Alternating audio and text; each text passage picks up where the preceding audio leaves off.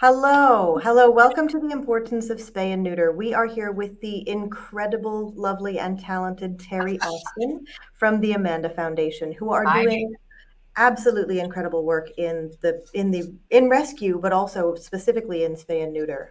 They have a clinic, they have all kinds of programs that they're running, and Teri is going to talk to us about the importance of spay and neuter in rescue, why it's so essential that we work towards getting spay and neuter more and more accessible for people, and also some specific ways that their programs are working. Teri, would you like to take it away? sure. Hi, Megan, and hi, everybody who's watching. My name is Teri Austin. I'm president for the Amanda Foundation. And the first question I usually get asked is, who's Amanda? And Amanda in Latin means worthy of love. So our charity is named for our philosophy towards the dogs and cats that we rescue, that they're worthy and deserving of our protection and love.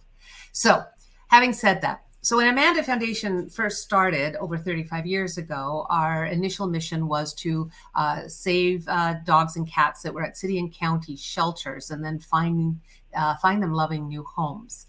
And over the years, like years ago, we used to say, we're going to save them from the pounds, rescue them from the pounds. But over the last number of years, decades, we've developed very good relationships with animal control in our city and county. And we don't like to make it sound as if they need to be rescued from those people running those facilities, but rather that they need to be rescued because they don't have permanent homes. They're being held until they're adopted. But we never want to be punitive about the shelters because they've come a long way, and we have lots of friends at both our city and county shelters. And I very frankly could not do their job. I think it takes a very strong heart to be able to face a lot of the things that they do. But anyway, so Amanda started out as a dog and cat rescue, going to the shelters and rescuing dogs and cats that then we would then take to our facility. And at the time, our facility was some kennels and cages that we rented at a local veterinarian. And our location is Beverly Hills, which sounds very ritzy and fancy. But our building is just will be 100 years old next year. And so we have the distinction of having the most run-down old building in Beverly Hills, but it is ours. But years ago, before we bought it, we rented space in it. And that's how we started, was individual animals, taking them out of the shelter and then finding them homes, rehoming them, treating whatever medical issues they had, whatever behavioral issues they had, and then finding them loving new homes. So we weren't doing this for more than a year before we realized that although rescue is an important part of saving animals, the real answer is to keep them from ever going to the shelter in the first place. And so what we felt upon looking at the data we were getting from our city was a few things were very evident. And these are things that are still the problem today. And we started, our programs over 30 years ago.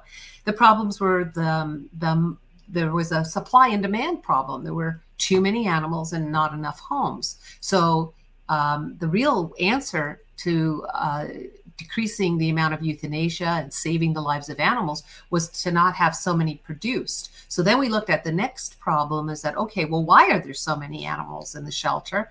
And why is there this surplus?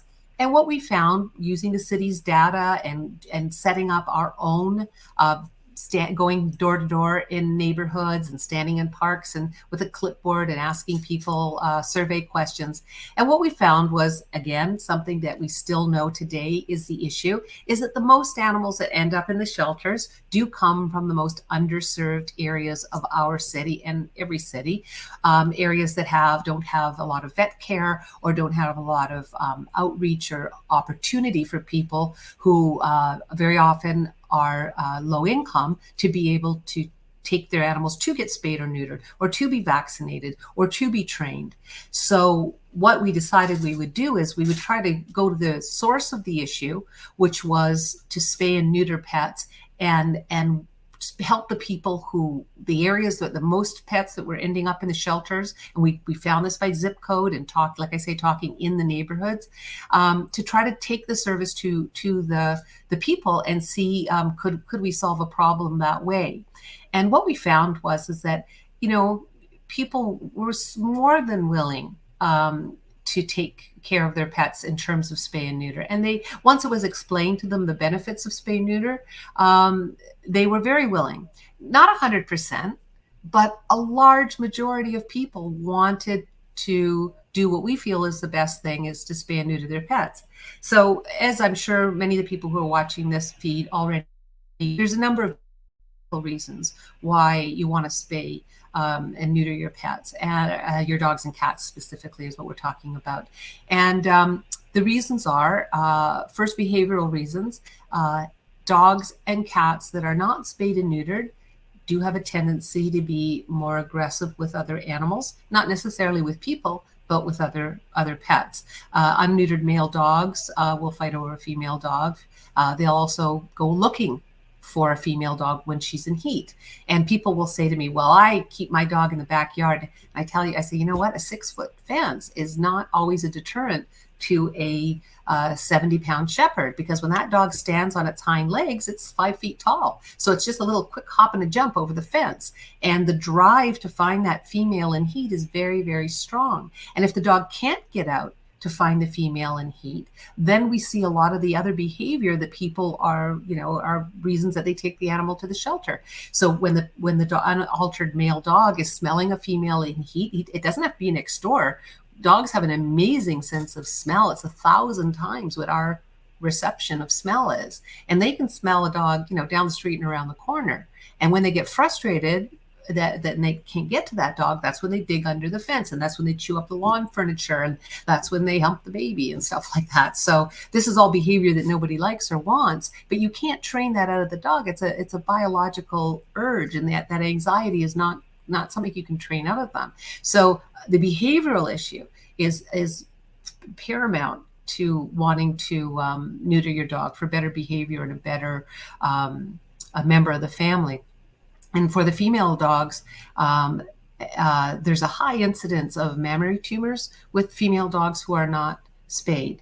And I was at a vet conference just before COVID, like November before the March in New York. And it was a large conference. It was the New York Vet Conference. And they're the best attended conference or meeting I went to, with thousands of people in the room, mostly veterinarians and RVTs, was about spay and neuter. And the conversation turned to, well, is it still relevant? I mean, is this still a problem with cancer? Has that still been proven? And all these vets were jumping up and saying, I have not taken a mammary tumor off a spayed female dog who was 10 years old, but I've taken many off of mature animals who are never spayed. So, and this is what we see in our hospital too. The Amanda Foundation is the only rescue in Los Angeles, or in fact in California, that also owns and operates a full service veterinary hospital, not solely a spay neuter, but we do orthopedic surgery, we do ultrasound dentistry, and we do a lot of surgeries. And mammary tumors on intact female dogs are one of the top 3 surgeries that we do.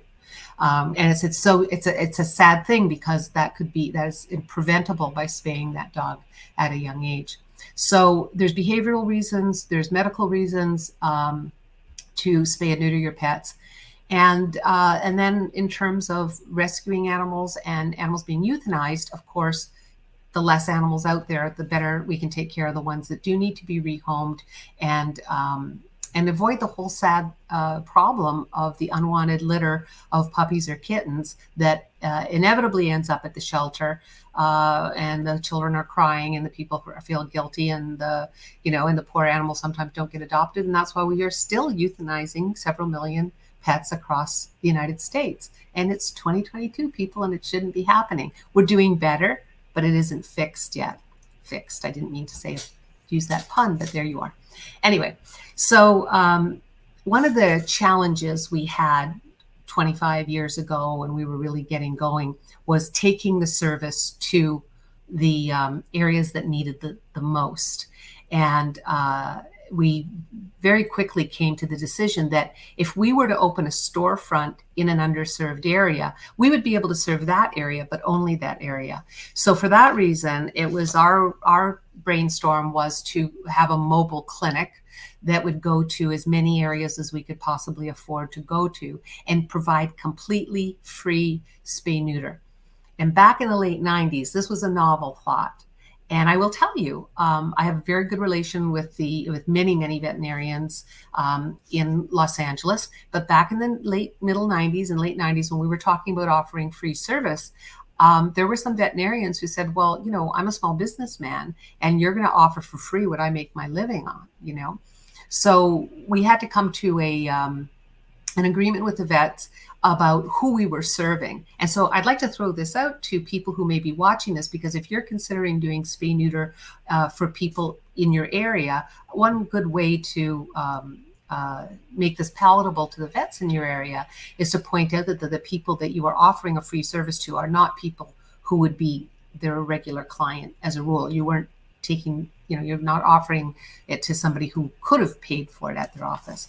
So we got a lot of vets on board, and I thank so many of the ones who helped me start, Dr. Kester and Dr. Vasquez, and there are just so many who at the very beginning, and Dr. Bill Grant, bless his soul, and his son, Dr. Bill Grant Jr. were essential in us being able to start a spay neuter program. So our goal was to go to the most underserved areas of Los Angeles and provide completely free spay and neuter. But we knew that there would have to be some education that went along with this, because I have to tell you, 25 years ago, when I would talk to some people about spay and neuter, they'd go, spray and what? There was an education that had to be done. And the problem with a lot of humane programs, in my opinion, is that they're too sporadic. There's someone like myself who goes into an elementary school and talks to some kids and leaves them a flyer, and that's it for the year. So what we decided we would do is that we would pick the most underserved areas, and we would repeatedly go back there. We'd be there twice a month, and we would hold free vaccine clinics, and we would do educational, meet and greet sort of things, and go to the schools and go to the libraries. And it was very intensive boots on the ground and a lot of flyering. And we'd hire kids from the neighborhood who were familiar and friendly in the neighborhood. So it was okay for them to speak to their neighbors about it. We educated them to educate their neighbors. But I will say that a lot of times when people talk about spay neuter and they talk about numbers of spay neuter surgeries that are done, in my opinion, it matters less how many you do and more where you're doing them. If you're helping people spay neuter their pets that are most likely not going to be have a chance of getting pregnant, then that's not going to be as effective and have as much impact as if you are spaying and neutering in areas where there's a high likelihood or likelihood at all that the animals might be unintentionally impregnated. And this happens a lot of times where people are maybe working two jobs, or they're gone for the day for long periods of time, or there's a lot of people in the household coming and going, and the chance that the gate gets left open or something is a little more likely to happen. These are sort of situations that, that we see a higher incidence of animals having unwanted litters. So if you can go to the neighborhoods and give the education and give free service and do it in a friendly, user-friendly and dignified way, and asking people to make a choice, not shaking your finger at them and telling them what they should do. We've had great success with this. And it's part of the spay neuter. It's not just having the service. There has to be an education that goes with it. And there has to be, in my opinion, I keep saying that, in my opinion, because people have different opinions, but I think that it's important, if you're going to a neighborhood that maybe that's not your neighborhood, that it's really important that you show a lot of respect for the people's the neighborhood you're in. And so we do things like we participate in other activities in the neighborhoods we work in. We take part in the Christmas parade, or we take part in a summer program, or show up at the whatever kind of farmers market there might be, because we don't want people to feel like, well, we only care about your animals. We don't care about your kids or what your life like. We only care about your animals. We want to be seen as someone who cares about the community as a whole. So we try our best to be part of the communities we work in. So so we have our Spaymobile, and Megan, can you put up that first slide of our Spaymobile? This is my Spaymobile team, and I am so proud of them. I think they're the best in the state, probably the best in the country. And we have RVTs work with, and we have a driver who also works as part of the team. And so in the morning, we make appointments for people. It's not a first come, first serve situation. We think that giving people appointments, they're more likely to show up because they don't think that, oh, I want to take all the time to go there and then I don't get picked or something, because some programs are first come, first serve. No, we treat everybody like a valued client. They all have an appointment. We've spoken to them ahead of time so that we know the needs of their pet and how old they are, and what other conditions they might have, so we can be aware of that. And in a day, our usual goal is about 30 surgeries. And what sets us apart from other spay neuter programs is we do a lot of large dogs.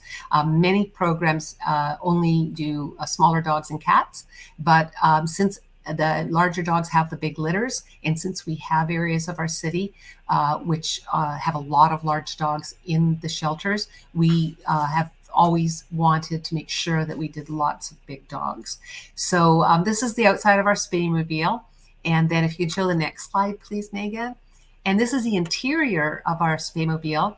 And you can see a big dog on the table there.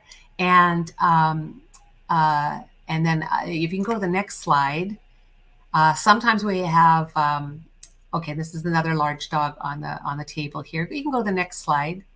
And we have 2 tables on our spay mobile. Not every spay mobile does, but ours does. So we can either have 2 vets working at the same time, which increases our volume, or we'll have one vet who finishes one surgery, turns around, takes her gloves off, opens a new pack, and then does the next surgery. And a lot of what we call our high volume vets will go back and forth, ping pong between the tables. And that high volume vet can do as many surgeries as 2 vets at the same time sometimes. And as I say, we average 30, but we've done as many as 40. It depends it does take longer to spay female Rottweiler who's 70 pounds, 5 years old, and has had 3 litters, than a male cat. The difference between that is that female dog could take 15 to 20 minutes with a fast, high volume spay neuter surgeon, and the male cat takes less than 5 minutes.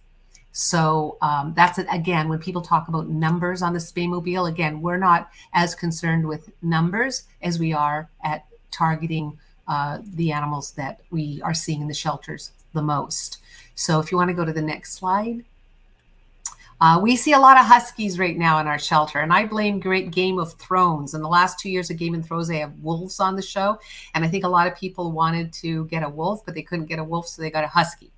And then we had a few movies come out with starring huskies, and that always, the culture adds to what animals end up in the shelter. Dogs and cats too go in fads. And right now we are chock full of huskies here in California. I don't know what it's like in other parts of the country, but we have a lot of huskies right now. So it's sad because when there's too many of one particular type of breed of dog, they tend to compete with each other for adoption. So if you want to go to the next slide.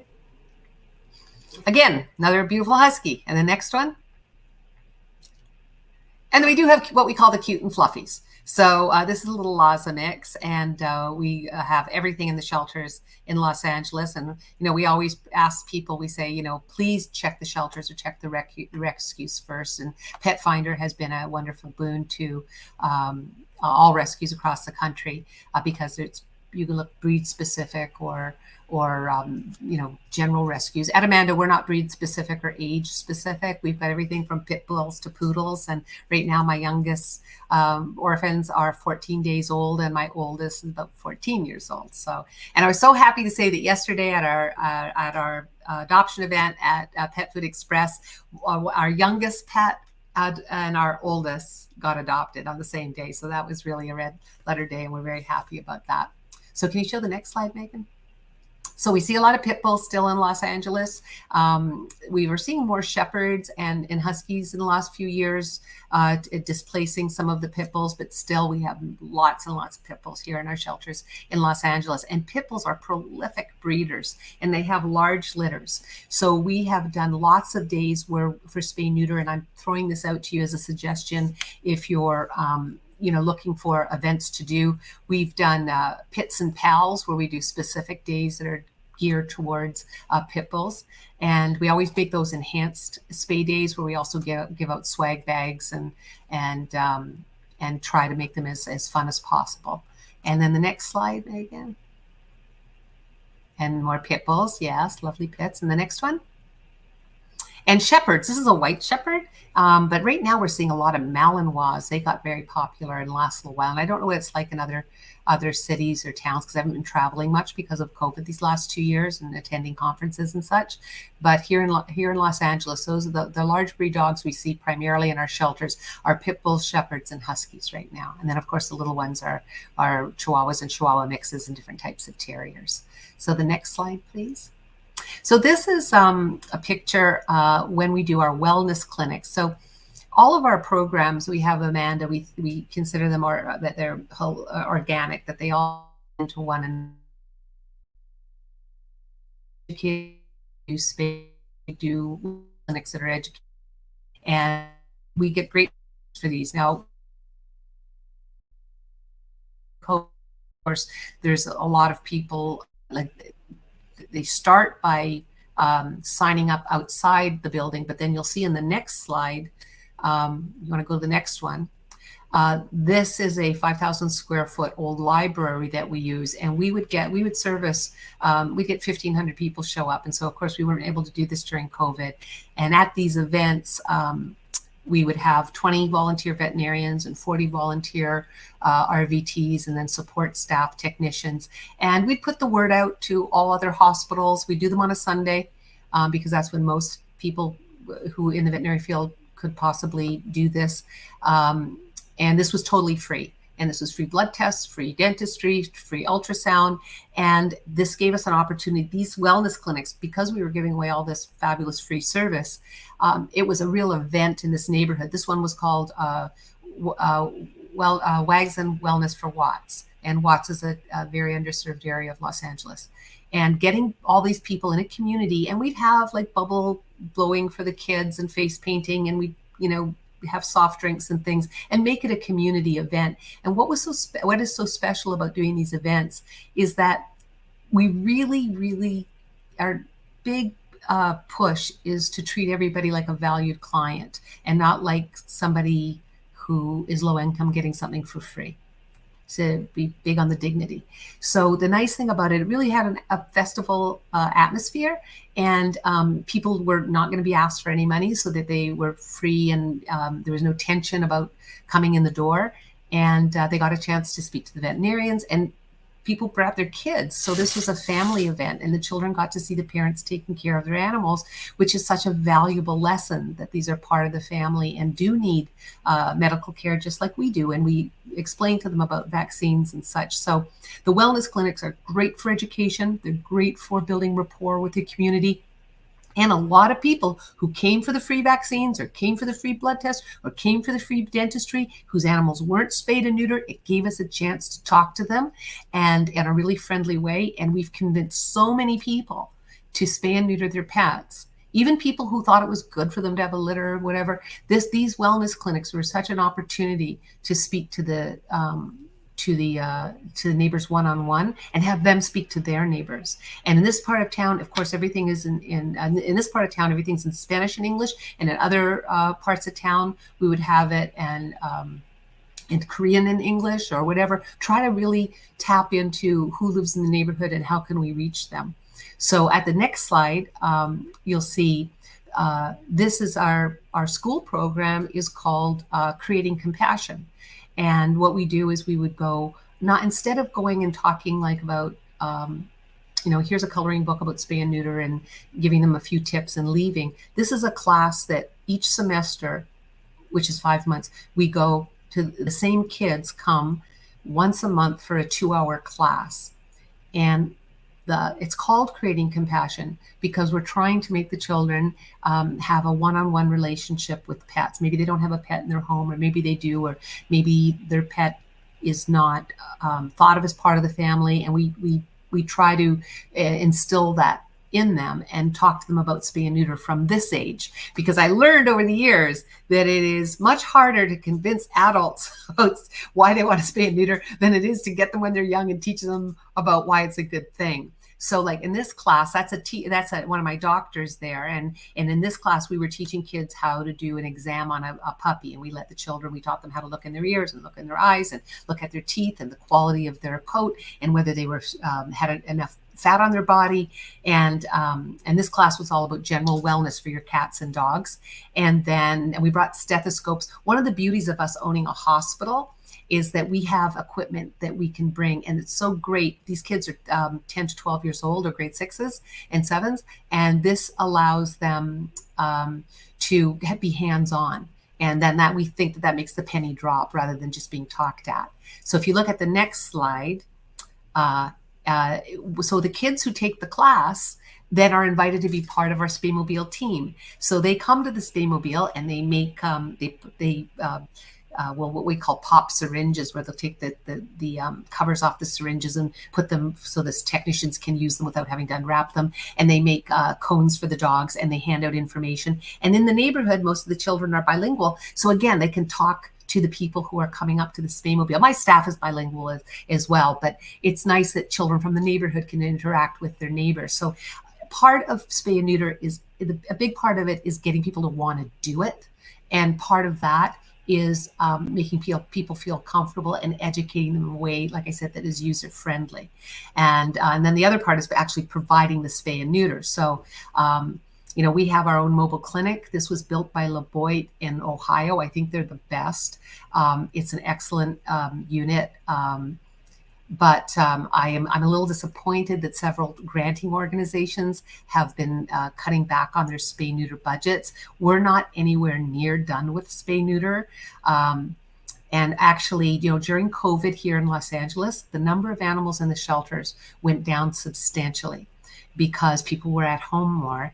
And so if their dog got out the gate, they knew about it 20 minutes later, not 10 hours later when they came home from work. And so they were able to find their animals, or there was someone home to see if another dog jumped in the backyard, or there was a cat, with their cat or something. People had their eyes on their animals. Plus, because they were home, they were spending more time and interacting, so their pets were with them and less anxious and things. So animals were not being taken to the shelter and relinquished because of behavioral problems that were anxiety driven, which most behavioral problems are, and they weren't having unwanted litters. So for almost 2 years, we had so few pets in the shelter. And I'm sure lots of rescues out there know that people were coming in, and because the shelters had less animals, they were a little more willing to take some of our rescue pets that they might have overlooked in the past. They were willing to look at the 7-year-old beagle instead of saying, no, I have to have a dog that's a puppy or, under a year or something. So it was kind of a nice boon there. And then we got a little bit of a blowback when people started back to work, because some people who had adopted. At Amanda, we didn't have this problem, but we know that the shelters experienced this problem where people who had taken pets out or purchased pets then were relinquishing them. So right now, all the shelters in Los Angeles are full. And so we have to redouble our efforts to get out there and spay and neuter, because we have to be able to deal with this bump we've had in population. So with Amanda, our spay neuter program is to educate, to provide access, and to be part of the community, so the community talks about the benefits of spay neuter. So the classes, those kids come to the wellness clinics help us educate, and then it's providing the service. So I'm a big believer in taking the service to the areas that need it, rather than expecting people to come to wherever your location might be.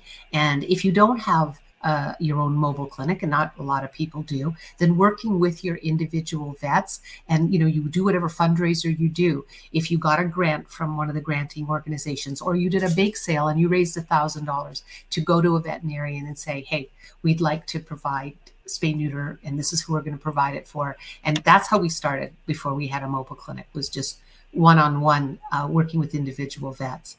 So I think that's my half hour that we talked about. And if there's anybody who has any questions for me, I am more than happy to answer them. Here in Los Angeles, I'm really proud to say that the spay neuter ordinance we have is one that I worked on with the mayor at the time back in 1998, because that's how old I am, folks.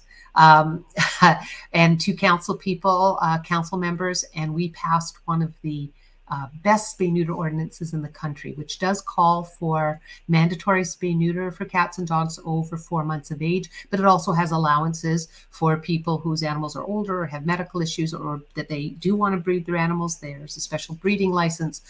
So there are reasons why an animal can be exempted, but that is one of the tools that we use to enforce the idea of spay neuter. So with that, if there's any questions, I'm here. Two up, two. Yeah, there we go. Hello, hello. We do have some questions from our audience. Yay.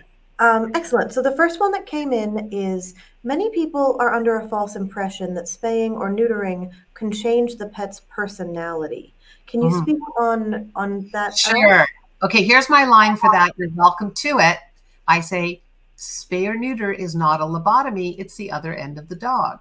So this is nothing you're doing that's going to work on the personality. If a dog if it was, let's just talk about dogs. So the personalities of two different animals. One's a predator, one's a prey animal or a pack animal. So they're a little different. But for dogs, one of the reasons I have not been a big fan of Nutrisol or any of the chemical sterilizers is that although they render the animal sterile, it does nothing to do nothing to do with the testosterone. So by neutering the pet, you're taking away the major testosterone, and that is what causes aggression. So so what I tell people is, if you neuter your dog at a young age, 5 months or 3 to 4 to 5 months, then yes, you can have a big impact on the personality, but only in a positive way. That pet is still going to bark at a stranger that comes to their door. That pet, it's not going to change the pet's sense of family at all. But what it will do is that pet will be less likely to fight with another male dog, and then a child gets bitten during that altercation. That pet will be less likely to jump the fence and go look for a mate. That pet will be less likely to lift its leg and pee on everything you love, other than your pets and family. So there are only good reasons to spay or neuter your pet, and there aren't any negative reasons to do it. So as far as changing the personality, what I do tell people is, if you get a dog that is 6 or 7 years old, and that dog doesn't like other male dogs or whatever, neutering it is not going to change its personality overnight. It's not a switch that you can flip. So in answer to the question, does it change personality? Not always. It can reduce aggression. Okay, but it doesn't. People are worried sometimes. They say, hey, I got this German Shepherd because I travel and I like somebody to bark at the door when my wife and 2 kids are home or something. And I understand that's a legitimate thing. I promise you, that Shepherd is still going to bark. And a police detective told me a long time ago, after there was had a burglary at my home, and anyways, long story. But he said to me, your dog was most likely why, not the alarm, why that person didn't come in your house.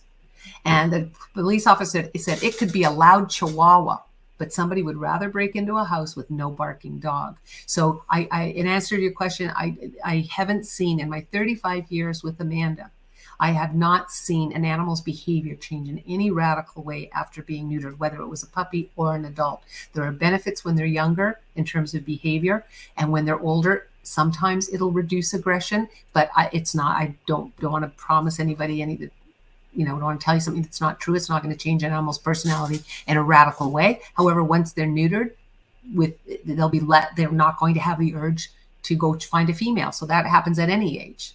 So I hope that answers your question. If it didn't, I don't know, Megan, what can they do? No, well, if it didn't for some reason answer the question, the Sherry, I think, put that ticket in, and you can go ahead and let us know if you have further questions, and we can keep asking those. But that's a good segue. There was a different question. There was a question from somebody else about chemical castration that said, I've heard of chemical castration instead of neutering. Could you talk about any pros or cons, in your opinion, about that?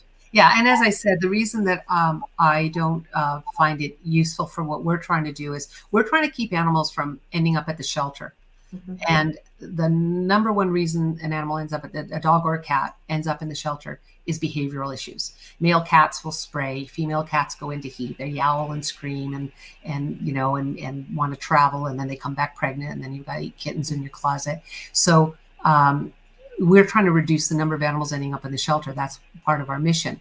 And as I said, Nutrisol does do that, and the chemical sterilization does prevent the pregnancy. But since it doesn't do anything about the behavior, and since behavior is the number one reason animals are coming into the shelter, for a rescue group, when we're providing. That's why we're providing spay neuter through surgical means as opposed to chemical means. So for other people in other situations, it might be a good thing. If you're going to an island and you're going to be trying to control some sort of a wild feral population or something, I can see where it, could be useful. So I'm not saying it's bad on all levels, but for what we're trying to do, which is save the lives and reduce euthanasia of animals in the shelter, surgical sterilization is still the choice, and for many, many reasons. Thank you. Another question, what are some other common reasons that you might hear from the public as to why somebody wouldn't want to spay or neuter their pet?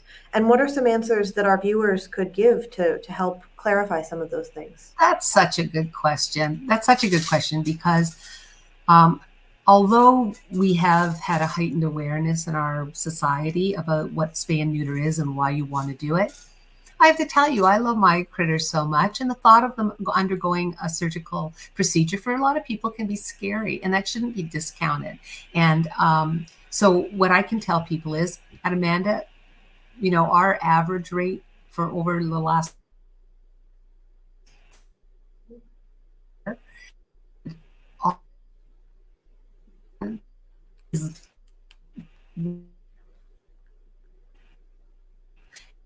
as a matter of fact, count on one hand any serious things we've ever had happen. So the chances of any surgical procedure, yes, there's always a chance that something could happen, but I will tell you, this is super safe. It's a quick operation. For the male animals, it's an exterior, it's an exterior operation, removing the testes out of the scrotum, and it's a fast operation. And for the female dogs, it's at the lower part of their abdomen. And again, I've watched thousands of these surgeries, and it is a safe operation. And the critters are out. So it's important to make people understand your pet's not going to feel a thing. And they have no apprehension about the surgery because they don't know what's happening. So they're going to be out like a light. And when they recover, we're going to give them anti-inflammatories for any discomfort. And people say, well, they're going to be in pain. And I tell them, discomfort, but not pain. Sort of if you pull a muscle as opposed to something, more dire. So there's a minimal amount of discomfort. They are completely asleep when it happens. They recover very quickly. It's a 7 to 10 day recuperation, and most pets usually by 5 to 7 days they're back on track. So I think that is one of the number one questions I get. They go, well, why would I do an unnecessary surgery? And so I say, well, okay, it's not unnecessary because the benefits, the health benefits, the lower incidence of cancer, the better behavior, the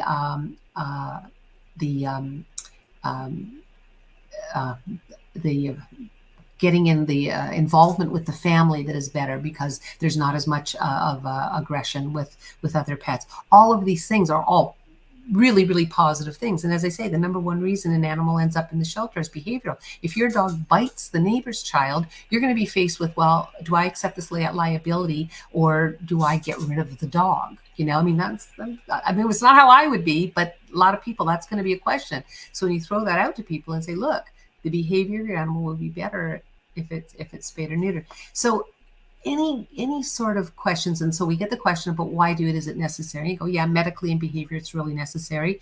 I don't like the idea of it. Sounds like it's painful and it's really going to hurt. And you say, no, they're going to be asleep. They're going to get anti-inflammatories. They're going to recover quickly.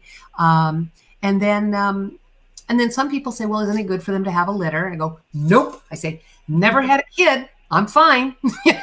So it's the same with animals. There's no benefit to them having a litter. It's an old wives' tale. We know for a fact there isn't any medical benefit to them having a litter. None.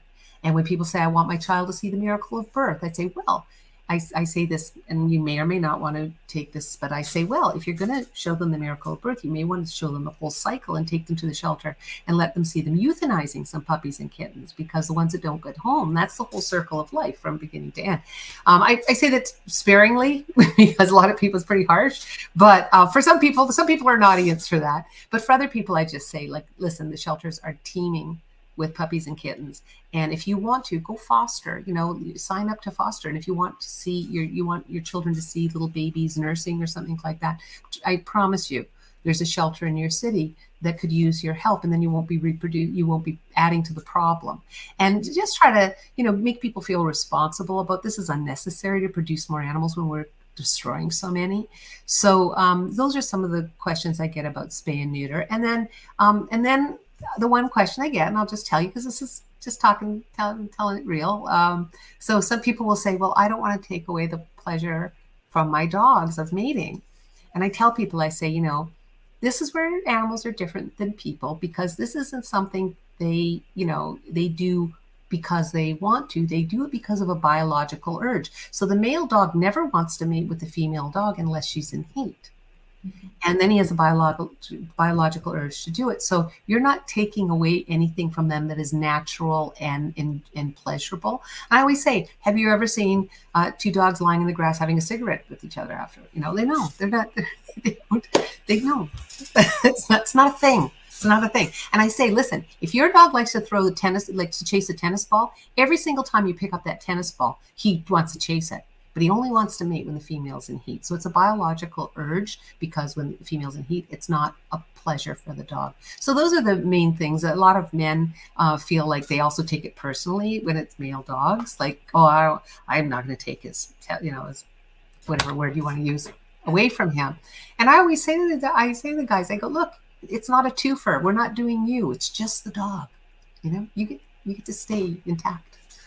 So you try to be funny about it, because some people are kind of militant about feeling that it's a bad thing. And so sometimes you can use a little bit of humor, but I think you can tell people, and you're speaking the truth. And if they want to look it up on Dr. Google, they can, but these are facts: less aggression, longer life, less cancers, and it's a safe procedure. Awesome. Okay. Another question regarding, they've heard mixed reviews whether or not spaying or specifically neutering a pet at a younger age might affect their growth over time. Do you have any Yeah, views on that? there's been just in the last couple of years, there's been a little bit more conversation about this. And it mostly has to do with larger breed dogs. And there's been a couple of studies out that have talked about whether there is an increased amount of cruciate ligament problems with dogs that are neutered at a younger age. And I have to say, I've met a few vets who feel that way. I haven't met many. So I would say the vets that I know who have 20, 30, 40 years experience haven't said to me that they think this is an issue. And I will question, I'll tell you something. It's interesting, because I did attend a conference where this specific question was asked for spay neuter. And I will say there's very few studies out there that point to a significant issue. And the one study that is always quoted was actually underwritten by the American Kennel Club. So I'm a little suspect when an organization that makes 2/3 of their income off of the production of purebred animals is producing a study that is speaking negatively about spay neuter. So, take that for what it is. But I think anytime if you do read a study about that, go look in the index and see who paid for that study and who's doing it. But it is a question that's come up. I think some of the giant breeds have become more and more popular, the Mastiffs and the Wolfhounds and Dr. Bordeaux, and dogs we didn't used to see a lot of before, we're seeing a lot more of. And the problem with joints and everything is worse in the larger breed dogs. So I think it's become more of an issue recently, But I mean, it's interesting because we had a period of time where we had such a high incidence of golden retrievers with cancer, and that was all inbreeding, as the lines were bred too close together.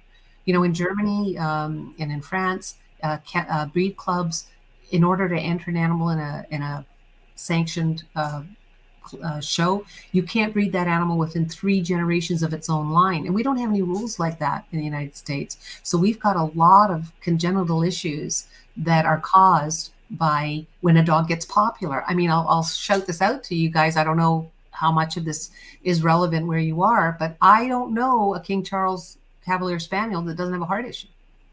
So I hope and so the spay neuter question has been mostly about cruciate ligament to my knowledge, and I think the jury is out on that. And I have to say, I've been with Amanda for 35 years. We've been doing intense spay and neuter for over 25 years. And I have adopted animals to people, dogs and cats to people who have come back to me in that 35 years. And now they're on their third Amanda dog. And I haven't seen with my own, anecdotally, having run a veterinary hospital and a spay neuter clinic, I have not seen an incidence, oh, that animal was spayed too young. So I hope that, and now, in full disclosure, I am not a veterinarian. I have played one on TV, but I am not a veterinarian. But I have worked in a vet hospital for 35 years. Sure. And then I think one more question, and it's for people, if there's somebody who has recently had their pet spayed or neutered, what are some common like snafus or mistakes with the healing process that you've seen people make at home? What's the best way to support a pet that you've recently had spayed or neutered? I don't know who asked this question, but please, Megan, send them a big gift basket because this is so important. As I said, this is a safe operation. It is. And the number one problem is the dog does not know they've had an operation. They know something happened. You can tell a person who had their appendix out, okay, don't stretch up, don't bend over. You can't tell the dog that. So since the dog looks better after 2 days or sometimes the next day, the people go, oh, he's better.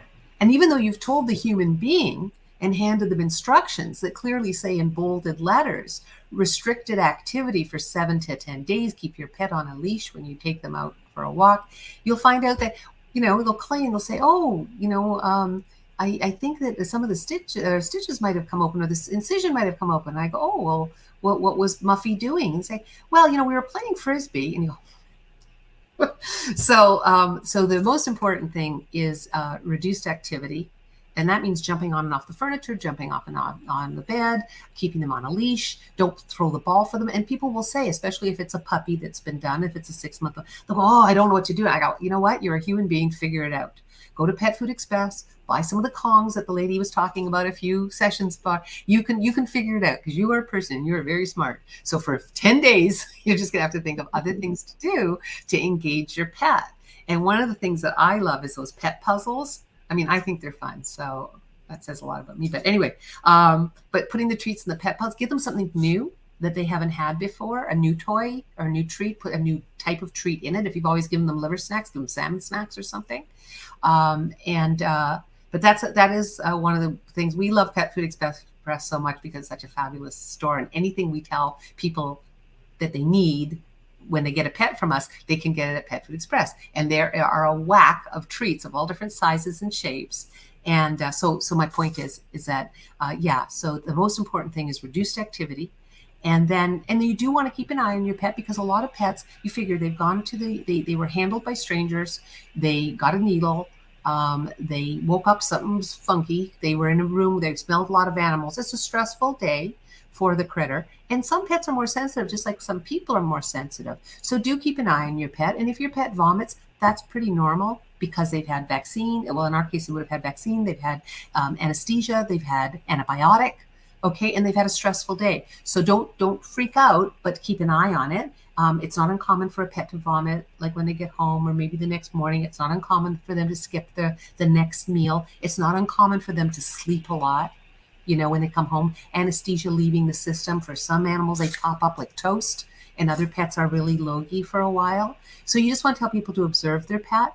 And, you should be able to wake up your pet if they're, if you call their name and they might look a little sleepy, but just keep an eye on them for the first couple of days. They should eat within 24 hours. They should eat sometimes maybe 36 hours, like a day and a half, so the odd, that's very small percentage of animals, but I'd say a good 30% of animals will skip their dinner and maybe even their breakfast, but then they'll eat like by lunchtime or something.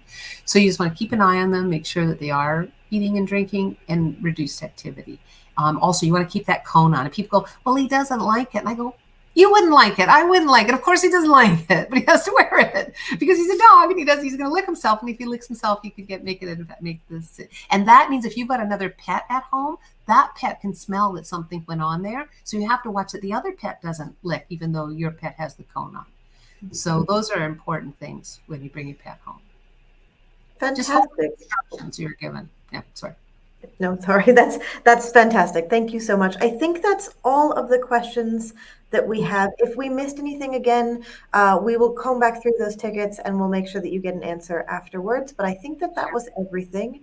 And thank you so much again for being here and talking with us about spay and neuter. This is such an important topic and you are such an expert. So we really appreciate your time today. Well, Megan, I was happy to. And I just want to say, and I'm sure that all your partners feel this way, that I don't know another um, business like Pet Food Express that is as philanthropic and really cares about both the education and the adoption of animals. So we are so happy to be a partner. And thanks to everybody at Pet Food Express. Thank you. Thank you so much.